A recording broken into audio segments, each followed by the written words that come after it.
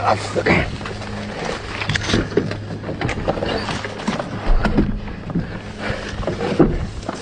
Давно сейчас все впаде. Слухай.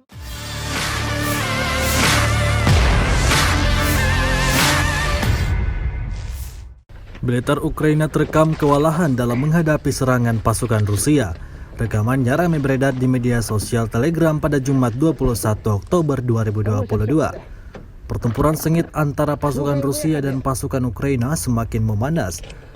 Merasa terancam dan tak ada waktu untuk melakukan perlawanan, dua tentara Ukraina panik dan segera berusaha kabur dari medan perang. Tampak tentara Ukraina itu lari ke kendaraan militernya untuk kemudian segera pergi dari lingkaran ancaman pasukan Rusia. Namun karena terlalu panik, tentara Ukraina tersebut sempat bingung mencari keberadaan kunci mobilnya, hingga pada akhirnya serangan artileri Rusia datang. Seketika kedua tentara tersebut langsung mengambil posisi tiarap di tanah. Setelah dirasa aman, mereka kemudian melanjutkan aksinya untuk segera pergi dari area tersebut.